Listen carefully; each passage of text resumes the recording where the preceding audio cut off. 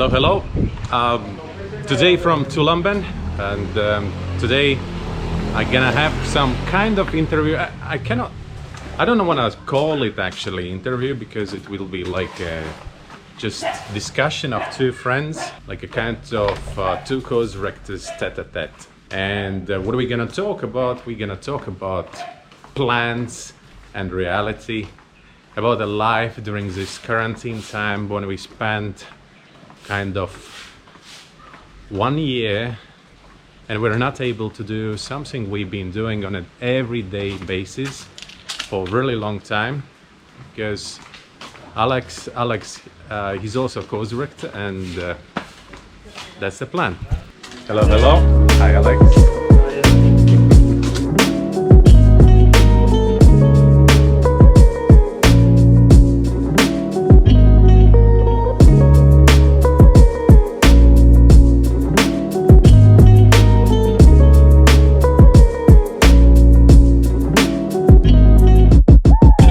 So I heard you are leaving tomorrow. That's true. I mean, actually been thinking about this interview for a really long time, but I was like a kind of all the time like postponing it. Right. And finally, when I heard that you are leaving, that I think it's the last time. It's the last moment to do it. I don't know. It's like when I heard last year, then there is a lockdown and you just finished the co-director course. It was pity for me to know that you are about to do your first IDC, and then finally everything is closed, right? Yeah. What was the feelings actually at that moment? There was some hope, or there was still some plan for something? Well, it was a lockdown for 2 weeks, right? Yes. So I came here to Bali for 2 weeks, maybe 3 weeks, because the quarantine in Manila was announced for just 2-3 weeks, or 2 weeks actually initially. Yeah. So I decided, oh, okay, I will go here to Bali, see Martin and Taras, do some dives. I have a camera with me, why not? Instead of going to Mabu or somewhere, yeah, I will go to Bali, why not? And then things started to get really sketchy. Yeah. And super unsure. So, and of course I had to postpone all my IDCs, like, okay guys, we're gonna do it in June, August, yeah. September, whatever, should be fine. Okay, so by the time it was like, I was sure for that it's not gonna happen anyway. And actually I decided, like, okay, I cannot change that. I cannot change it. I cannot do anything with that. So why not just to go diving here? Yeah. Why not to try to do something new I never done before? And so my story of being in Bali is the story of exploring something new and refining the old skills as well. I know you actually started that already in the Philippines, when you started underwater photography on a little bit different level. I remember your first photographies, which was like with a simple camera, and then I saw you buying the bigger camera, and then the first the really cool photos came from the Balikasag Island with the jacks and that stuff. Yeah. I think that Bali actually and this lockdown gave you a chance to a little bit improve all in that things what you've been planning for a really long time. I got a good chance actually while being in Bali to dive into the mock diving, yeah, with my head, yeah, and Bali gives you opportunity to shoot macro, and it's easy in terms of logistics. If you don't need a guide, you can just jump on the motorbike and go diving. Yeah. And it's super easy. And in these terms, it's even in this like really bad time in terms of financial and stuff like that, Bali can give you opportunity to make it affordable. Okay. So Comparing to, let's say, places like Manado or some famous Raja Ampat, yeah. Komodo. So here is like more relaxed. So when actually when we just came to Bali in March last year, we were able to dive for 2 days. You were diving with Taras that time. We were able to like dive for 2 days before local authorities closed the dive sites because it's really high risk to get the coronavirus underwater. Yeah, it is. It is indeed. As we know, yeah. Yeah, and before that, we were able to actually to get a lot of critters. After that, we had a period of like few months not really able to dive everywhere, only in Amed, where the risk of the coronavirus underwater is much less than in Tulumben. Yeah. And then there was not that many critters, but it was still good to be underwater. I remember, I just remember after like about 2 or 3 weeks,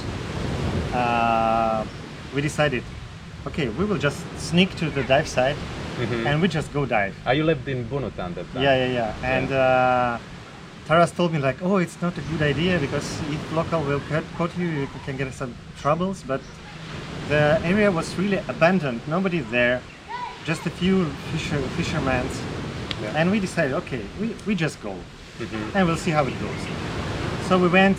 Water condition was not really good. It was a kind of green water that time. Yeah. And the pig. And it was like a swell. It was not really flat. Then we jumped in. Visibility was like 3 meters, but I was so happy. After like 3 weeks or 4 weeks of no diving, it was so good to go to get back. I think what actually saved us, it was the possibility to dive. Exactly. I think because some beaches was still open, like Lipa Beach and Bunutan, no one was really watching it. Yeah. And anyways, there were no people, and we didn't really break the law of quarantine. Sure. Right? We definitely didn't done any damage to anyone. So yeah. So that's why we are still here and still optimistic, I think. Sure. Yeah. In terms of progress in underwater photography, what do you feel about that? Did you progress since? Definitely yes, but I would not say I was progressing much technically. I would say my progress was in observing. Yeah, because this time I had the opportunity to spend as much time as I want underwater. Exactly. If I want to stay there until I have 10 bars, I'm okay with that because it's shallow dive. Like I can finish my dive at like 6 meters with like 10 bars and go up. Yeah. It's okay. Life is life. Yeah. Life is life. Yeah.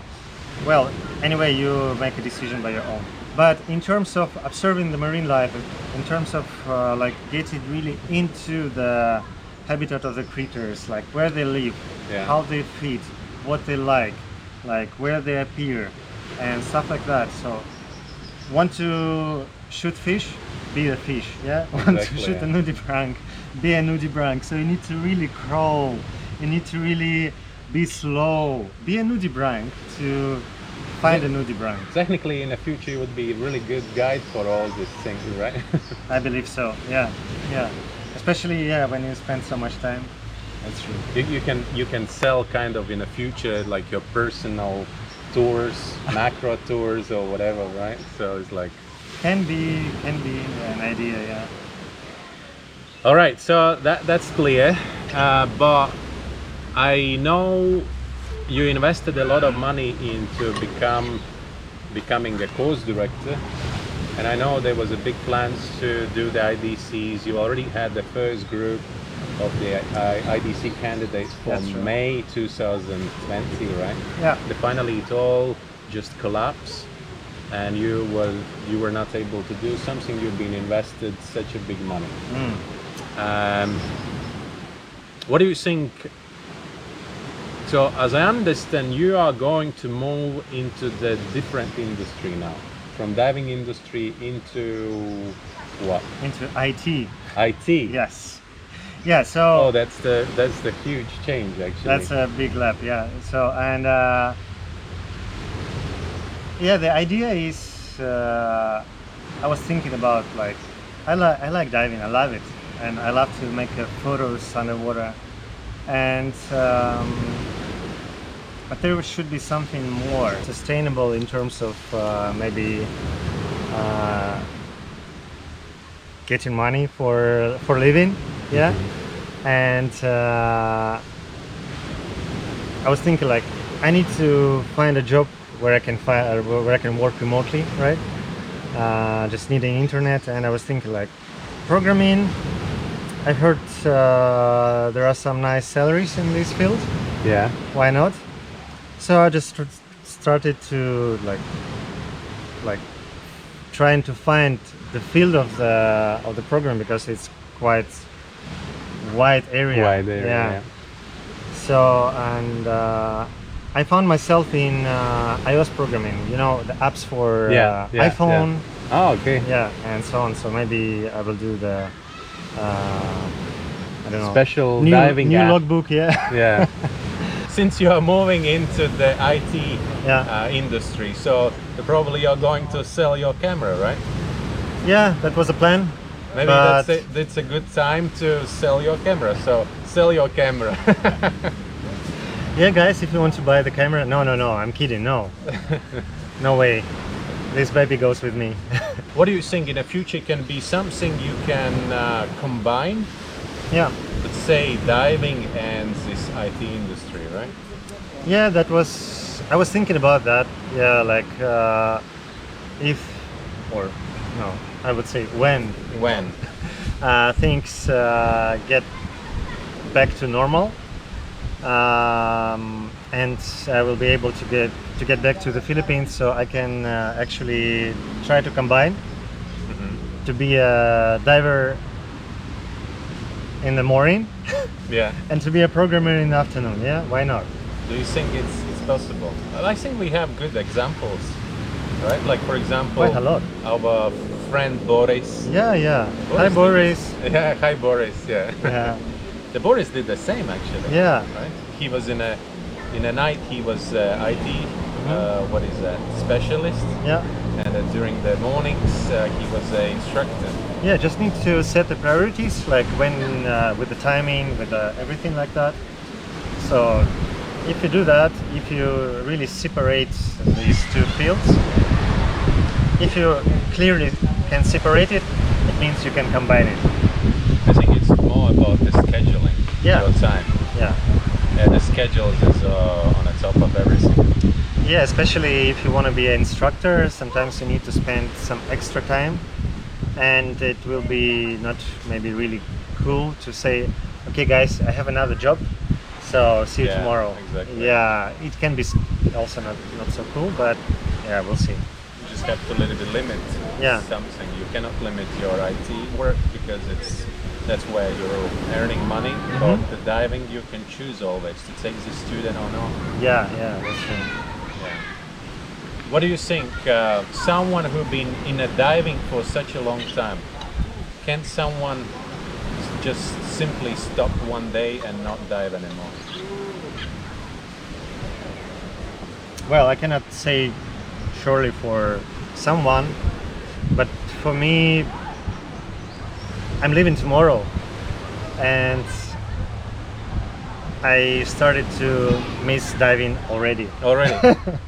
Yeah, I think we are like a kind of alcoholics. Yeah, it's 100% junkie. Yeah, really junkie actually, and so yeah. All right, that's like a kind of little bit sad moment.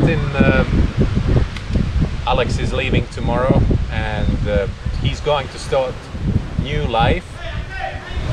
And I think it's in any changes there is a bright side and a dark side, but I think there is more bright than dark, and it's really depends how we're looking at these things. Yeah, 100%. It really depends on us. Thank you very much for watching. That was a kind of interview or dialogue with me and Alex. We know Alex for a really long time. We met Alex in the Philippines. I know Alex from the time when he did his staff instructor course. Yeah. And since then, we've been in contact a lot. Not really a lot here in the Bali, even we've been living next towns. Yeah. Because this time being in the beginning there was a lockdown, then everybody was on their own. Someone's diving, someone is going to the mountains.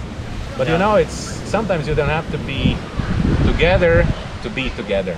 True. Right? All right. Thank you very much for watching. Subscribe the channel. Yeah.